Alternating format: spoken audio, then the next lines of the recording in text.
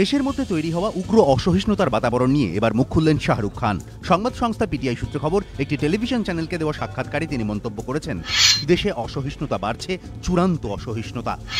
অসহিষ্ণুতার প্রতিবাদে পুরস্কার ফিরিয়ে দেওয়া শিল্পী, সাহিত্যিক, চলচ্চিত্র ব্যক্তিত্বদের পাশে দাঁড়িয়ে শাহরুখ বলেছেন, যারা পুরস্কার ফিরিয়ে দিয়েছেন আমি তাদের সম্মান করি। প্রয়োজনে প্রতীকী প্রতিবাদ হিসেবে পুরস্কার ফিরিয়ে দিতে আমিও দ্বিধা করব না, তবে আমার মনে হয় না আমাকে এমন কিছু করতে হবে।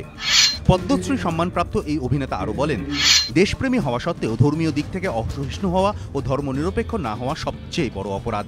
আমরা যদি সব ধর্মকে সমান চোখে দেখতে না পারি, তাহলে কোনোদিনও বিশ্বের দরবারে সুপার পাওয়ার হিসেবে নিজেদের প্রতিষ্ঠা করতে পারবো না।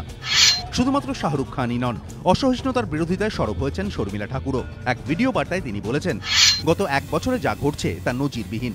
যেভাবে আমাদের একের পর এক অসহিষ্ণুতার ঘটনা প্রত্যক্ষ করতে হচ্ছে তা সংবিধান বিরোধী। গণতন্ত্রের আসল উদ্দেশ্য বহুত্ববাদ ও বৈচিত্র্যের মেলবন্ধন, এই ঘটনা তাকেই নষ্ট করছে। অসহিষ্ণুতার প্রতিবাদ জানাতে গিয়ে রবীন্দ্রনাথের নাইট উপাধি ত্যাগের কথাও স্মরণ করিয়ে দিয়েছেন শর্মিলা ঠাকুর।